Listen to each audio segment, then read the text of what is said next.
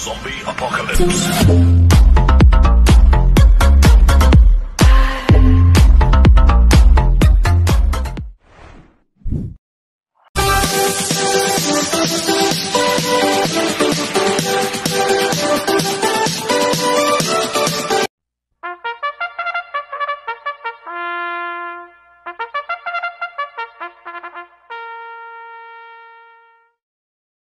Magandang araw po mga bayang karalista. Ngayon po ay araw ng Miyerkules, June 11, 2025, karera po ng Metro 3rd, Malbar, Batangas. Meron po tayong 7 karera sa araw na ito. Nandito naman po yung lingkod, Drunken Master Wangbu aka Eloato Budoy para magbigay ng giya at analysis sa inyo mga bayang karalista.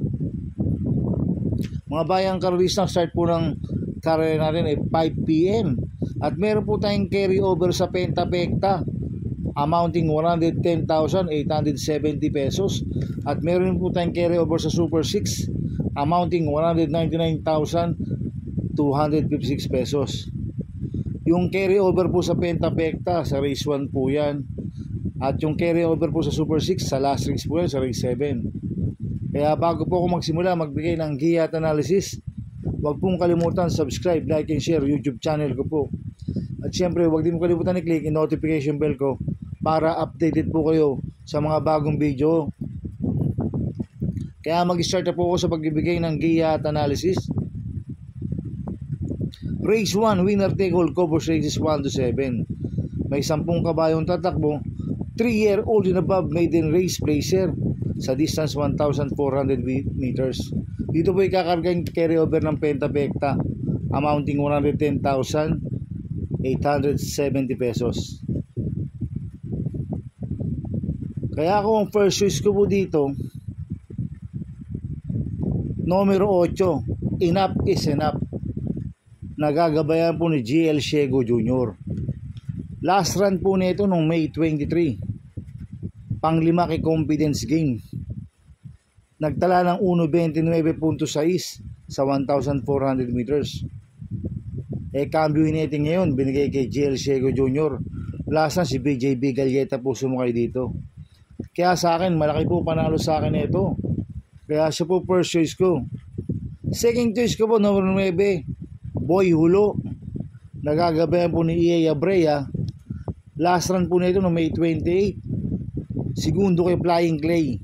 Nagtala ng 1.30 sa 1,400 meters. Kaya malaki rin po panalo sa akin ito. Kaya siya po second choice ko. Maglalagay po ng third choice sa Pandiado, numero 5, Saving Sunset. Nagagabayan po ni Joel Shego. Last run po nito no June 1. Pampito ko la Gentleman Bell. Nagtala lang 1.33 sa 1.4. Pero nung May 24, pang-apat po yan kila Glenna Moon. Nagtala ng 1.30 media sa 1.4. Cambio natin ngayon, binigay kay Joel Shego. Last na Michael De Jesus po sumakay dito. Kaya sa akin siya po yung third choice ko na Pandiado. Kaya ang first choice ko po, numero 8, Enough is Enough. Second choice, numero 9, Boy Hulo. Third choice sa Pandiado, numero 5, Saving Sunset. Sa race 2 po tayo, fixes cover races 2 to 7. May 8 kabayong tatakbo, rating basis 10 plus 5, 6 to 10 split, distance 1,200 meters. Dito sa race 2, maraming mabibilis na nakikita ko na pwedeng maglutsahan. Sila Glenda's Magic, Red, White and Blue, Sunny Nature. Mabibilis ho yan mga bayang karalista, baka maglutsahan ho yan. Kaya kung first choice ko po dito, numero 6, Skylaber. Nagagabayan po ni JD Pabilik. Last run po nito, June 1. Tarsero ko lalaki nono. Nagtala ng 1.30 sa 1.4. Pero meron 1.15 media po sa 1.2 yan. Si Skylaber. At gamay ni JD Pabilik. Kaya sa akin, malaki po panalo sa akin ito.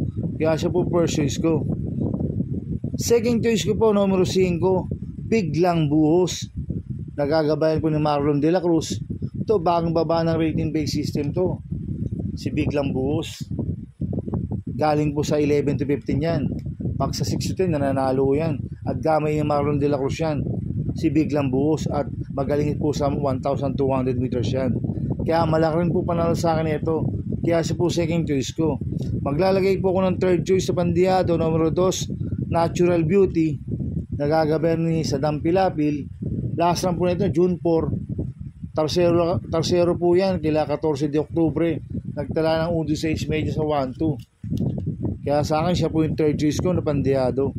Kaya ang first choice ko po, numero 6, Skylover. Second choice, numero 5, Biglang Buhos. Third choice sa Pandiado, numero 2, Natural Beauty. Sa race 3 po tayo, pick 5, cover says 3-7. May siyam na kabayong tatakbo. 3-year-old maiden race non-placer sa distance 1,400 meters. First choice ko po dito, numero 2, Pay the Line. Nagagabayan po ni Jomer Storke. Ito last run po nito no May 24. Pang-anim kila Glenna Moon. Nagtalala ng 1.32 sa 1.4. Pero nag-vicious barrier po siya ng June 4. Nagtala ng 1.15 medya sa 1,200 meters.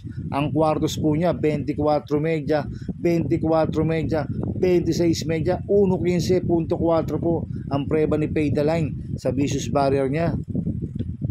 Kaya sa akin malaki po panalo sa akin ito. Kaya siya po first choice ko. Second choice ko po numero 4, Sterling Pounds. Nagagabayan po ni J.A. Pastoral. Etong si Sterling Pounds matagal na una na nakbo to at medyo mabibigat din po nakakalaban nito. At nag-barrel trial po siya noong May 30. Tarsero Claperos Treasure. Nagtala ng 1.17 medyo sa 1-2. Kaya sa akin malaki rin po panalo sa akin ito si Sterling Pounds. Kaya siya po second choice ko. Kaya ang first choice po numero 2, Pay the Line. Second choice numero 4, Sterling Pounds. Sa race 4 po tayo, pick 4, cover says 4-7. May 8 kabayong tatakbo. Rating base 10 plus 5 split racer sa distance 1,200 meters. First choice ko po dito, numero 6, West of the East. Nagagabayan po ni Apoy Asuncion to. Bagong baba ng rating base system to. Si West of the East. Tingin ko, lamang huto. Wala na hong Tokyo Rumba na pwedeng lumutya sa kanya. Ang compound distansya 1,200 meters si West of the East. Kaya sa akin sa mga nagtitipid pwedeng solohin nuto si West of the East. Kaya sa akin siya po yung first choice ko. Pero kung kukuha ko ng panigundo, numero 3, Black Diamond. Nagagabayan po ni John Paul Guse. Ito si Black Diamond nga pang-5 to kula Clairvoyant noong May 17.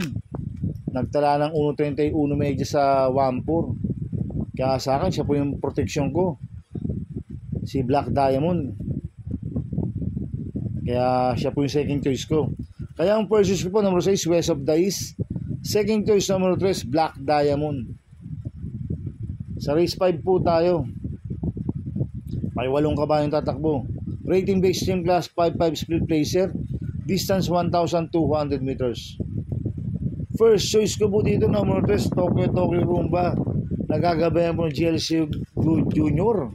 Ito, bagong baba ng rating base system ko. Si Tokyo Rumba. Kaya tingin ko, lamang rinuto. Si Tokyo Rumba. Sa mga nagtitipid, pwedeng solohin o yan. Last run po niya noong June 4. Tumakbo kila Sunshine June yan. Nagtala lang 1.19 medya. Nagtala ng 1.17 medya. Si Tokyo Rumba, pero mayroon 1.15 medya po yan. Si Tokyo Rumba at wala na pong luluchit sa kanya. Si West of the East. Kaya sa akin, lamang ho yan. Kaya siya po first choice ko. Kung magpo-protection ako sa numero 7, Gist City. Siya po yung second choice ko dahil mababa na rin po sa laban to. Kaya ang first choice ko po, numero 3, Tokyo Rumba. Second choice, numero 7, Gist City. Sa race 6 po tayo sa penultimate race. May 8 kabayong tatakbo. Rating base 10 class 5, 6-10 split. Sa distance 1,200 meters. First choice ko po dito, numero 5, California King. Nagagabayan po JT Pabilik. Ito, last run po ito, May 30. Pang-4 kila Iris. Hindi binigyan ng importansya ng connection last run to. Si California King. Ito, pag binigyan ng importansya ng connection, kahit may distansya, malaki po panalo sa akin ito. Kaya siya po first choice ko. Second choice ko po, numero 8, Crown Jewel. Nagagabayan po ni A.R. Ramos. Nanalo po noong May 16 yan. Nagtala ng 1.15 media sa 1-2 at tinalo niya si Chef Cat. Kaya may panalo rin sa akin to. Kaya siya po second choice ko. Maglalagay po ng third choice sa Pandiado, numero 7, Golden Jaraywa. Nagagabayan po ni Jomer Storke. Ito, last run po nito, June 6. Ang 4 kila equality. Ngayon, cambio nito, binigay kay Jomer Storke. Last run, JL Lazaro po sumakay dito. At meron 1.15 media sa 1-2 yan. Kaya siya po third choice ko na Pandiado. Kaya ang first choice ko po, numero 5, California King. Second choice, numero 8, Crown Jewel. Third choice sa Pandial, numero 7, Golden Jaraywa. Sa race 7 po tayo sa last race. May 10 kabayong tatakbo. Rating based yung class 5, 6 to 10 split. Distance 1,400 meters. Dito po kakargan kay Robert na Super 6, amounting 199,256 pesos. Kaya ako, first choice ko po dito, numero 6, Pass Sailing. Nagagabay po ni Noel Lunar. Itong si Pass Sailing magaling kay Noel Lunar to. At bagong baba ng rating base system. Kaya sa akin, malaki po panalo sa akin ito. Kaya siya po first choice ko. Second choice ko po, numero 9, Primero Soldado. Nagagabayan po ni RJ Tabor. Ito, bagong baba rin po ng rating base system to, si Primero Soldado. Last run po nito, May 31. Tumakbo ko na Danielson. Nagtala ng 1.34 medya lang sa 1-4. Cambio hinete ngayon. Binigay kay RJ Tabor. Last run, JL Lazaro po sumakay dito. Kaya malaki rin po panalo sa akin ito. Kaya siya po second choice ko. Maglalagay po ko ng third choice. Numero 5, Hiroshima. Nagagabayan po ni John Alvin Guse. Ito, last run na ito, April 16 pa Segundo kay Happy Julian. Nagtala ng 1.6 medyo sa 1-2. Ngayon, cambio nito, binigay kay John Alvin Guse. Last run, RJ Tabor po sumakay dito. Kaya malaki rin po panalo sa akin ito. Kaya siya po third choice ko. Kaya ang first choice po, numero 6, Pass Sailing. Second choice, numero 9, Primero Soldado. Third choice, numero 5, Hiroshima. Good luck and happy racing mga bayang Carlisa. Inuulit ko, ito igabay ko lang at analysis ko. Pero pagdating sa tayaan, kayo pa din masusunod. Sana iswertihin tayo at magsitama. Kaya good luck po sa ating lahat mga bayang Carlisa. Mga bayang Carlisa, shoutout muna ako. Happy racing po kila Boss Manuel Chua, Boss Manny Caprice, Ninong Rigor Costada. At happy racing rin po sa Team Maceda. Congrats po. Nung last Saturday, nagpanalo po yan, 2. Club Babana at Barayong. More wins to come. At happy racing po kay Congressman Edward Maceda at kay Boss Oliver Maceda. Kaya sa Team Maceda po tayo mga bayang Carlisa. At happy racing rin po sa mga taga Bargadano TV at sa mga taga Double Raco TV. Happy racing. Sana iswertihin tayo at magsitama.